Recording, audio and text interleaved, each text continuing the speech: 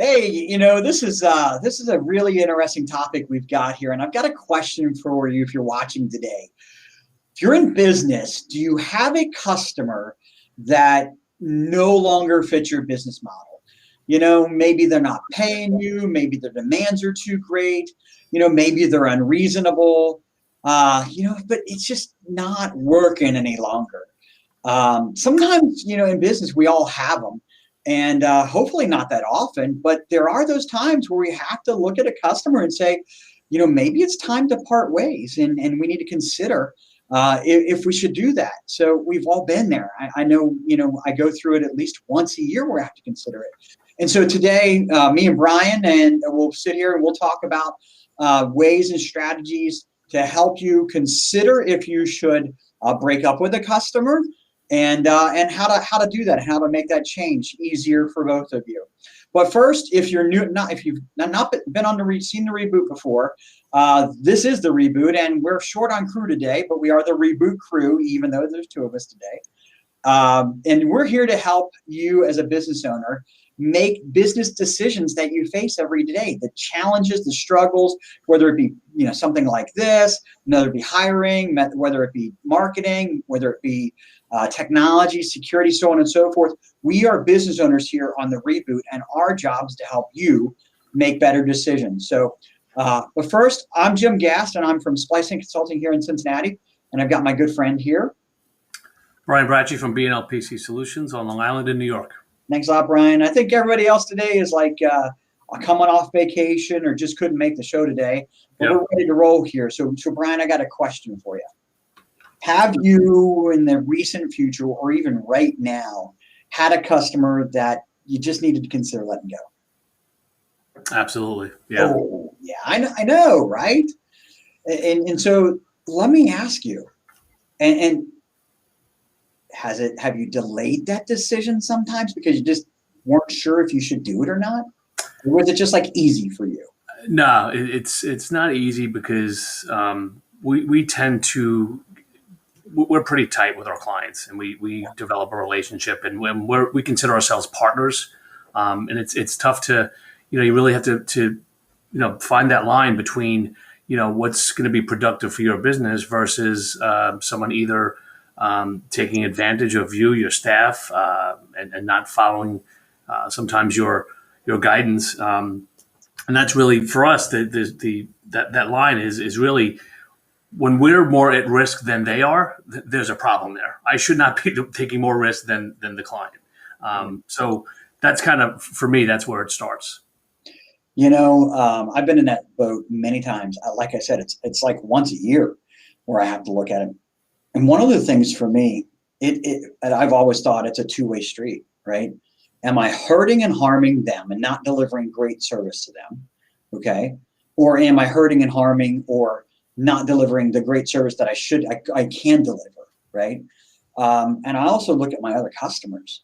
I'm always saying, okay, is this customer, this one particular customer, are they hurting my other customers because they're so demanding? I mean, that's one of the reasons that I consider relationships. Are they too demanding? It's not even a profit conversation to me first. No, I mean, that's also, so you should look at your numbers, right? And see, are they noisy? Are they costing you more money? And it may just be, you may have to raise your prices for certain customers, and that could balance itself out. But beyond that, it's funny you say what you said about the other customers, because we have some that maybe we don't have a contract with. They kind of fell under the radar, and they just have, let's say, email or hosted services or cloud services with us, and then 8 months, a year down the road, they call for service, and you're like, oh, let me pull up their contract. And you're like, oh, they don't even have a contract. Right. So like they've fallen under that radar and let it ride for a while. It's time to have that conversation and explain that, listen, and I have no problem presenting to somebody, here's our contract options, right? We'll give you some options there, but once you start, swaying away from that, okay, we're $225 an hour for anything you call for then. I mean, we can be extreme and present it that way because that's I can't give you the level of service that we're known to. Listen, that's based on our reviews and just our reputation in the industry is not going to be compromised because you don't want to spend money on a contract. You don't need that. Yeah, yeah, and the risk is that, and it does. By the way, Brian and I and most of the Reboot crew, we're all technology companies, right? We all own technology companies. It doesn't matter if you're a CPA, if you're a lawyer, so on and so forth. Auto mechanic, it doesn't matter. This is a universal problem, right? And so if the customer doesn't fit that bill, you got to consider it. So, I wrote down a couple of reasons to consider it, and I'd like to just kind of say, they don't pay you, right? Isn't that like the first reason to consider letting them go? Sure. Or they try to come up with their own payment terms. Or paying nickel and dime customers, right? Yeah. And I don't mind a customer asking about a bill. Mm-hmm. Not at all. Hey, can you tell me what this charge is for? You know what? And if they have a problem with it, handling it in a responsible, professional manner. Oh, I shouldn't have to pay for that, versus, no, let's talk about that. I'm not really sure I should have to handle that. I should pay for that. Versus, and somebody just asks every single month, right? That's one good reason. I'm sure you got a couple of reasons. You got a couple off the cuff. Well, yeah, I mean it's. I had someone this week question an invoice. They have a contract, and they and the premise of the email was, I think you billed us by mistake. Your contract covers everything, and I'm like, well, here's what it covers, and here's what it doesn't cover. It doesn't cover those 17 hours we spent last month working on this, this application for you. That's not part of the. And he got it, and I was actually surprised. I thought it was going to be a little bit of a battle there. And he's like, no, I understood and I appreciate that. And I said, if you want an all-encompassing contract, we can do that. I don't advise that right now because you haven't really gone beyond the scope of the contract over the last year. It's just a conversation. And that's good, right? And that's one where you don't have to think about it. I'm not worried about that guy. That's somebody that's going to make the cut. Right? Yeah. As any business is a vendor, and vendors get fired, right? And so it's no different. A customer sometimes gets fired too. Now, another reason I wrote down, I thought it was a pretty interesting one. You can't meet their demands. Their needs are greater than what you have the capacity to give them, whether it's by choice, whether it's by, maybe you don't have the experience, maybe you don't have the willingness to go into a direction that they want you to go. Well, there could have been a change in their environment that what, we don't do Linux, and they just brought in something that is outside the scope of and that's okay. Right. Or maybe if you're a CPA, maybe they want you to do their sales tax, and as a CPA, you don't manage sales tax, right? Mm-hmm. And so they need a more comprehensive solution. Another one, they're just rude. Right. Well, that's a big one. That's the worst. And you try to work around it. This is what happened to us.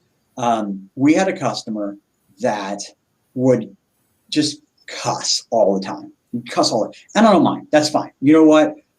I don't go for that, Jim. You know that. You know me. Oh yeah, Mister. Don't cuss, right? And so that's a tongue-in-cheek joke for everyone out there. But seriously. It's one thing to just cuss. It's another thing to throw explicatives at somebody. Yes. Yep. You effing this, right? This is still G-rated. It's still, I didn't say it, but that's unacceptable, right? And sometimes even saying it in conversation, the way they say it is unacceptable. Yep. And if you're not willing to quell that, to put that to rest, to not do that again, that's a culture thing, right?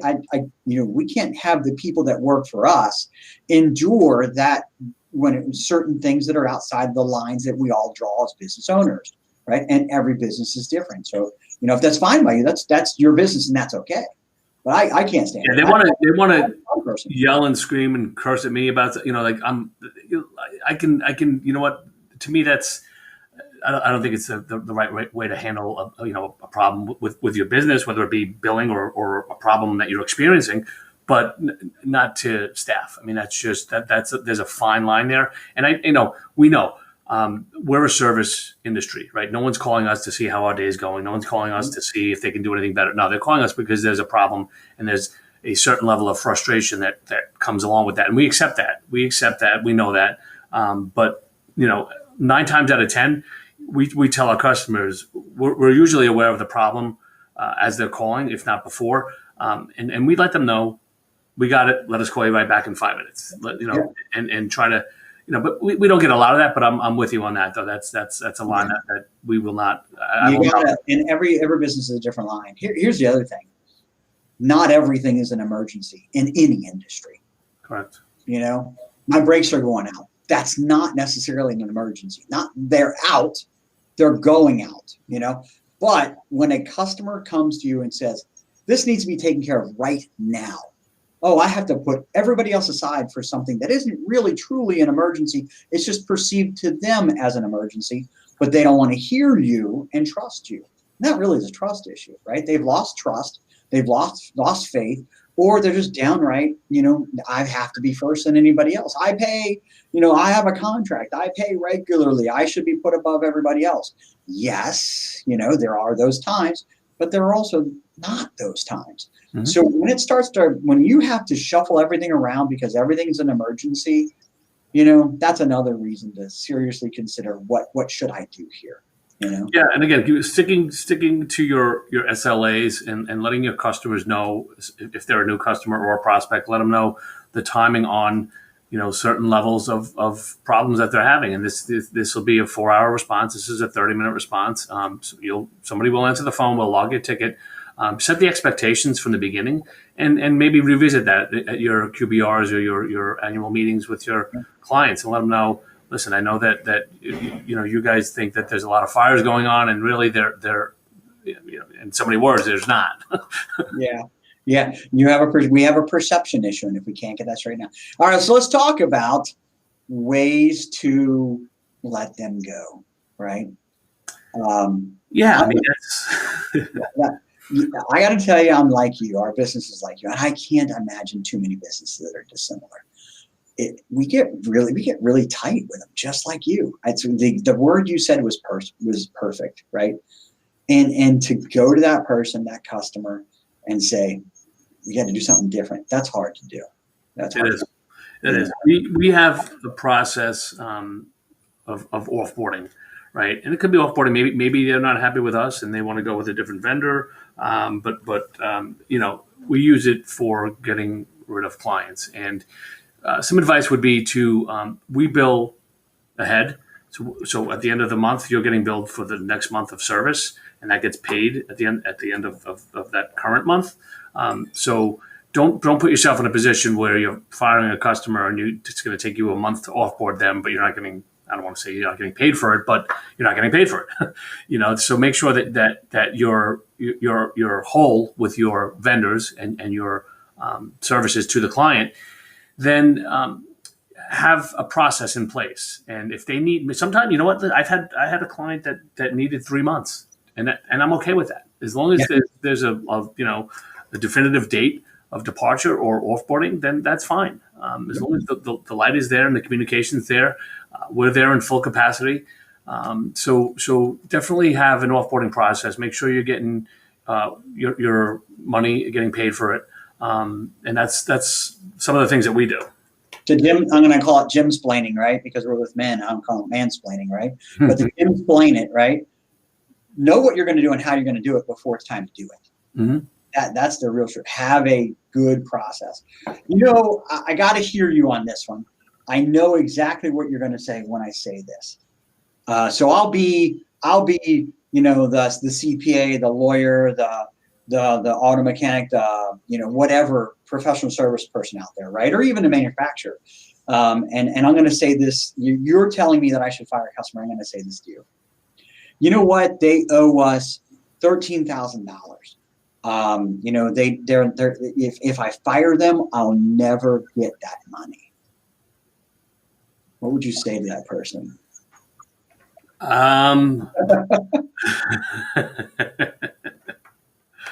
I would tend to agree with that logic. Yeah, you let that get that far, right? Right. That's just the way it is. You're probably potentially never going to collect much of it anyway. Right. And as you continue down the road with them, you're just building up bigger bills. Just getting bigger. Yeah. It's The debt getting is bigger. larger. Yeah. You gotta make a decision to cut your losses and then go address that legally, right? Do what you can, talk to them, but at the end, set up a payment plan. But you can't continue to go in the hole for a bad customer. You can't, because they'll continue to take the advantage. And if you've identified that there is an issue, chances are that it's not the first go around. It's not, this guy was a pain today, I'm going to fire him. No, there's a culmination of events that have taken place. And take notes. Make sure you have it all documented the best you can, and have conversations about it. Because ultimately, listen, our goal is we want to mend the relationship. But there's certain things, and when it gets to this point where that it's irreparable, and you're beyond that. So that's really where this comes into play. And listen, we offboard, onboard, we have processes for it. Nothing's perfect. Nothing's going to be as smooth as you think it's going to be. But I think at the end of the day, having it documented, having a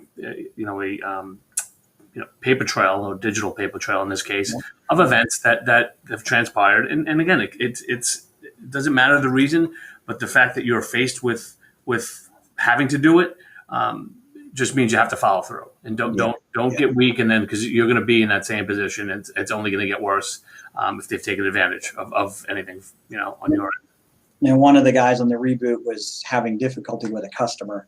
And we have a weekly call as a group, and we were talking to one of the guys. He's having a problem with a customer, and so all of us agreed, if it's not worth your time and energy where you're at, but they're not a horrible customer, then raise their rates. One of two things will happen in that situation.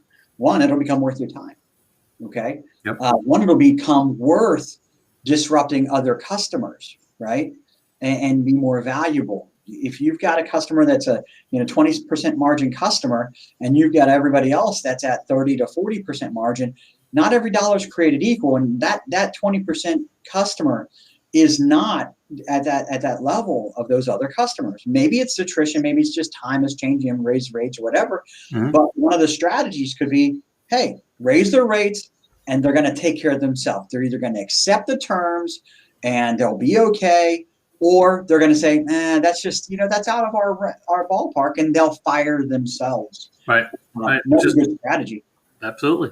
Look back, Jim, at some of our customers, maybe 2 to 3 years ago, probably 3 years ago, where we started pushing cybersecurity in a hard way, from dark web monitoring to our SOC solution, and just the whole cybersecurity stack that we put together, pushing those services out at our QBRs to our clients. I'm happy to say the majority of them, with our guidance and advice, took on the additional services. And I look back today at where we are. I mean, because there's so much activity from the pipeline to this more recent meat breach, this meat company, and I have clients that kind of reach out and said, "Oh, can I get? Do you offer this?" And I'm like, "You already got it, bud." Yeah. You so it's like you feel good about that, because that we know what direction we're going. We know the trends in the industry, right, as best we can.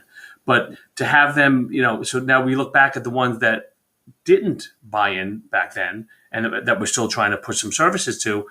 It's a lot easier now because they see the relevance. Yeah. It's only getting, it's only, and again, for us, it's not even about, we're not talking about a lot of money here. We're just talking about the protection and our reputation and being able to provide that level of service. Yeah. I'm not saying to fire somebody if they don't, but if they're happy with their semantic antivirus and they want nothing else on top of it, and then we have to look at the risks and see where we stand and where they stand. And maybe it is an opportunity to say, listen, I think you need to find another vendor that's going to support you, because it doesn't meet our minimum requirements here. And if you're a CPA or and then lawyers are, by the way, lawyers are bound in certain situations through ethics as to whether they can fire customers or not, and they have a whole litany of processes they have to follow to do so. But if you're maybe in a less regulated industry, maybe like a CPA or something along the heck of an auto mechanic, hey, we have an oil change plan. In order for us to do anything for your car, you have to be on our oil change plan. Right? It means you're going to get your oil change every 3 months or whatever that number is, and because of that, we'll give you a discount to do brake jobs or whatever else is wrong with your car. That's if you've got some old customers when you tried to put them on those plans, right? Or maybe if you're a CPA, hey, we'll do your taxes, but we have to do your bookkeeping also, or we'll do your bookkeeping, but we'll do your, we'll throw in the taxes at the end of the year. If they're not willing to follow suit, you've got to ask yourself, there's going to be a risk somewhere, right? And what's at risk? So, if they don't fit, either you say, this is the way it is, this is what we have to offer you, and that's the only plan we have now, because it's your right as a business owner to have a plan that everyone has to follow. And if they don't want to follow it, they just fire you. Yep. Hopefully your plan's reasonable and most people decide they want to follow your plan. But you know what, man? Sometimes you just got to say bye-bye right away. It's hard, but yeah. Send them a letter, say, I'm done, a very professional letter, keep it on the up and up. Don't get emotional.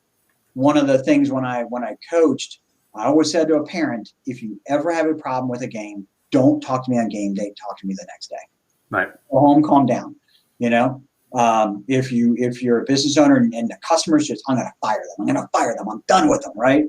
Man, give yourself 24 hours. Absolutely. Talk to write that email. Don't send it. Write that script down for a phone call. Sit on it. Let it sit overnight, because I'm guilty of it too. I've sent out things that and I've gotten kickback. And it wasn't nothing crazy, but I've gotten kickback, kind of a rebuttal to my statement. And I said, this is what happens when I work a 14-hour day, and send an email out at 9 o'clock at night. I apologize. Yeah. You know what? And good for you for following your sword, brother. Mm-hmm. And just be a stand-up business person. That's all you can be. And if you're the customer that's getting fired, understand, that it's just the way things work sometimes. Just like you find new vendors, vendors have to find new customers occasionally. So, it's never easy. Hopefully it doesn't happen a lot. I wish the world worked in such a way that, it just never happened. But I guess if you think about it, it makes opportunity for everybody else, right? If you're changing vendors or changing customers, that just means that more businesses and you have more opportunities. So it's just a cycle. Okay. It's natural. It's just along with that, we see things when we're prospecting, clients, and we're having a conversation with them, going over some numbers, and you just get that vibe in the meeting. Like, this is before they're even a customer. Like, there's no way that this is going to work. So it's like, those are good too. Those are like firing someone you never even hired, but it's still, you get that satisfaction of saying, you know what? See ya. I had one last week where my team, I get my team invested in our opportunities, and I tell them about them. And I went back and I said, you know what? I decided to walk away from this opportunity, and they actually said, thank you. Exactly. When everybody is giving you, that sign that you're doing something right. There's one more thing I want to add, and we're going to end on this, Brian. Yep. I call it the telephone call cringe factor. Okay. You see the caller ID, you see the phone ring, you see the caller ID, and your team, doesn't matter what business it is, looks at the phone and they cringe. That's a bonus right there. That's a serious telltale sign that we need to have a conversation with the customer. Something isn't right. Something's not meshing right. Right. Maybe not time to take the step, but definitely take a step down, discussing it and evaluating for yourself if this needs to happen. So, Brian, you know what? Hopefully this doesn't happen to any of our customers. Hopefully the world works great for all of us. But you know what? I think these are great strategies for people that are considering it. Oh, I agree, 100%. The thing is, don't be afraid. It just happens. That's it. It's going to happen. It's just be as prepared as you can.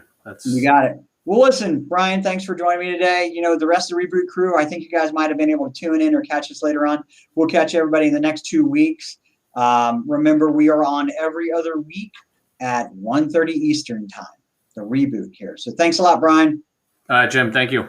Bye, everyone.